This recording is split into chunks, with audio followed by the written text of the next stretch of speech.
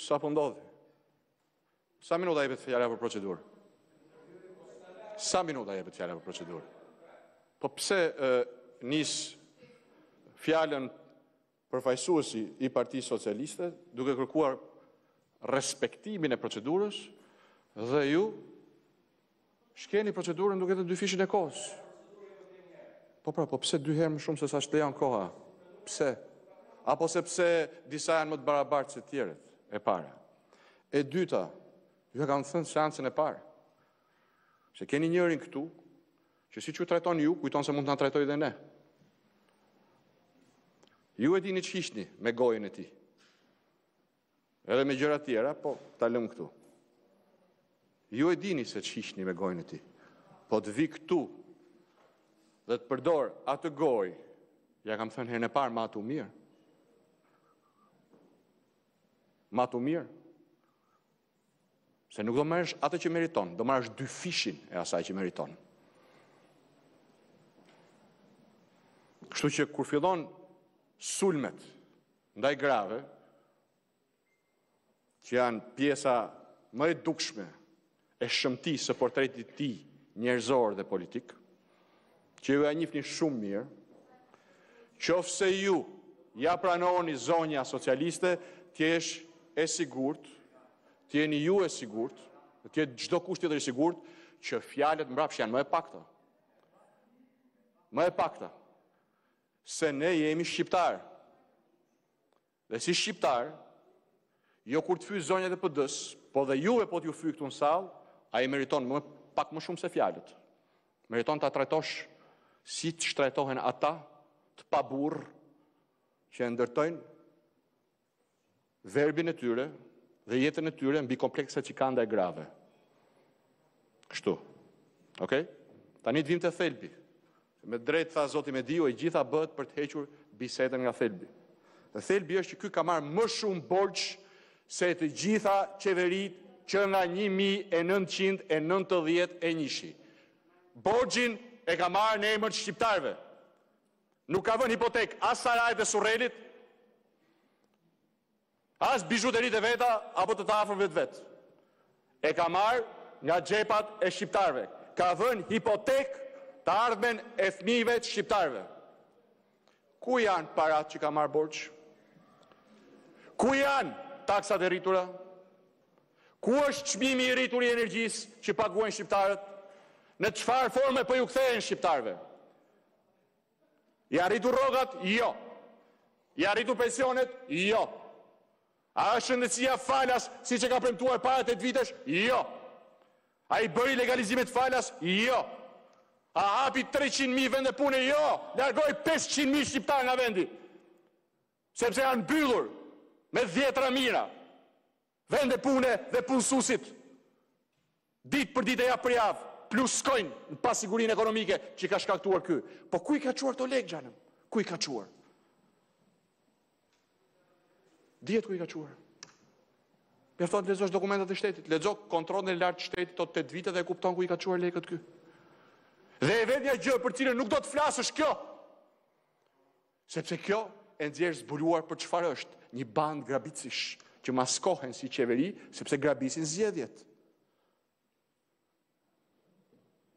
Sigurisht, besimi i investuar të Partia Demokratike dhe të unë si lider i saj është besim qytetarësh për ndryshim. Kurse ajo tjetra është besimi kriminalëve.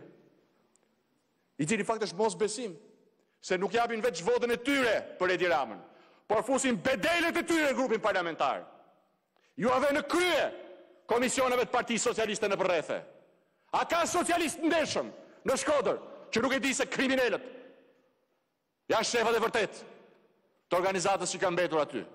A nuk është e gjeda gjë në Elbasan, në Peqin, në Fier, në Vlorë, në Durrësin, Evangjush Dakos, që edhe kësaj radhe është kapur me të njëjtën avaz si zgjedhje më pashme.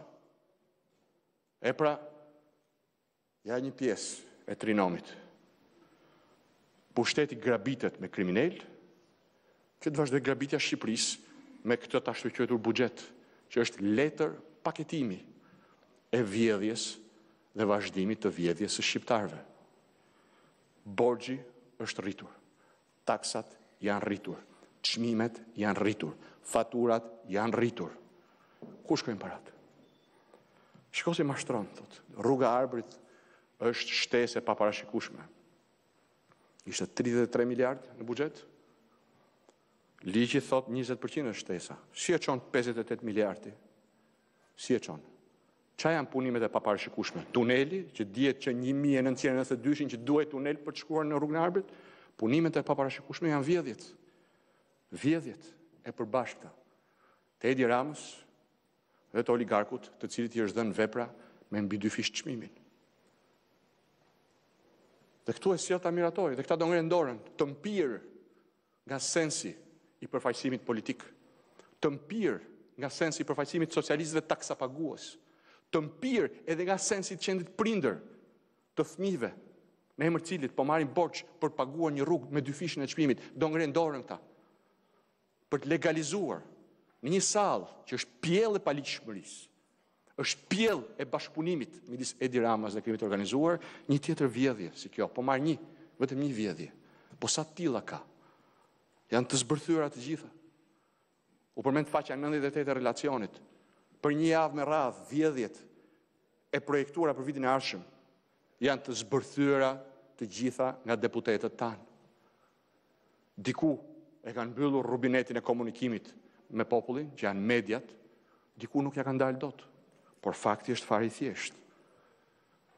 Që ky, që ka vetëm besimin e kriminalëve, madje mund të them në formë mos besimi, pra duke i futur bedel në rast të tyre, si provë që e kontrollojnë votën e tij, i kundërvjet një partie që ka nderin e privilegjin ta kryesoj në këtë betejë, e cila ka ardhur me votat e pastra të zemrave të shqiptarëve të mbushura me shpresë për ndryshim.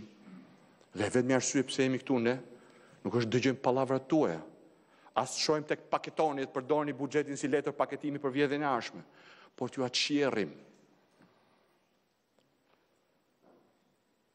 këtë perde, turpi, para syve të gjithë shqiptarëve, e t'ju tregojmë që këta janë gati për pak të ngrenë dorën dhe të votojnë një vjedhje tjetër, një vjeçare, të parave të tuaja, taksave të tuaja, të faturave të tuaja, para të cilat nuk do t'i kthejnë tek ju. Dhe kjo është arsyeja pse në këtë moment që flasim, fermerët i kanë protestë në Lushnjë. I kanë këmbë atje. Një nga deputetët tanë është aty. Është aty me ta. Ishte nderin e këtij që zhduket tek dhoma e miellit, sa herë që s'përballon dot debatin. Ti ishte atje. Bashkë me të tjetrin që mungon këtu. Që nderi ja don dhe ati tjetë atje. E të kundërshtoj dhe atje, siç ka kundërshtuar Partia Demokratike. Shtimin e TVSH-s mbi inputet bujqësore, të një bujqësie që s'merr subvencione, e vetmja në Ballkan që s'merr subvencione. Kosova ndan 100 milion në vit. Maqedonia e Veriut po shkon 120-130 milion, ky s'ndan subvencione për bujqet. I shkatërron me vetdije. Nuk i bëhet vonë për ta. Ku shkojnë të 120 milion? Shkojnë të një vepër që nisi 33, shkoj 58 në mënyrë të paligjshme. Shkojnë për të paguar beketin, që e humbi, dhe mashtron shqiptarët duke ju thënë se kam humbur, jo, s'do paguaj, ndërkohë që pagesa ka filluar.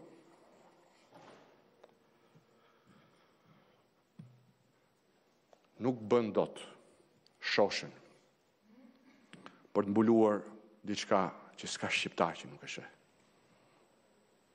Dhe thot mua, më thot, pse shkon ti në Belgjik? Po shkon s'pak. Shkon s'pak dhe merr fotokopjen e dëshmisë time në prani të prokurorit, gjyqtarit hetues belg, hetuesve belg, oficerëve të policisë gjyqësore belge dhe autoriteteve shqiptare për Toyota Yaris. Ti e di fare mirë, se ti ke, jo vetëm kaq, por shumë kontroll, ti ndal çështjet penale në SPAK. Ti e ke korruptuar një pjesë të SPAK-ut.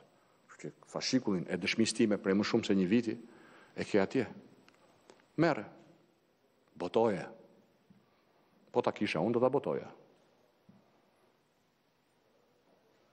Kështu që lëri gënjeshtrat, mos u fshi të dhoma miellit, por thuaju shqiptarëve sot, se me çfarë morali, njerëzor, prindëror, qytetar e jo më politik, vjen këtu dhe i kërkon deputetëve tu të ngrenë dorën për të rritur edhe njëherë borxhin, të marrësh borxh më shumë se gjitha qeveritë e marrë së bashku, të rrisësh taksat më shumë se ndonjëherë që në kohën e Tanzimatit, pa ju kthyer asgjë mbrapsht. Ky është thelbi. Kjo është e vërteta. E kësaj nuk i ikën dot. S'do t'i kishe ikur dot edhe 20 vjet përpara. Jo më tani ku çdo përpjekje për akrobaci të rrezikon të të thyej eshtrat. Eshtrat e gjuhës dhe eshtrat e mplakura të një mendje perverse, e cila në mungesë të argumentave ka një dhe vetëm një taktik të stërlodhur që e mësuam për mend 8 vite dhe me këtë ka ardhur prapë këtu se s'ke gjë tjetër. Sa herë që ne të ballafaqojmë me të vërtetën, sa herë ne të ballafaqojmë me faktet, sa herë të ballafaqojmë me vjedhjen e përditshme që ti u bën shqiptarëve, sillesh e vërtitesh me të njëjtat epitete. Përgjigjen për to e ke marrë e do ta marrësh ditë për ditë, por ky nuk është shqetësimi ynë. Hallët e shqiptarëve janë shqetësimi ynë.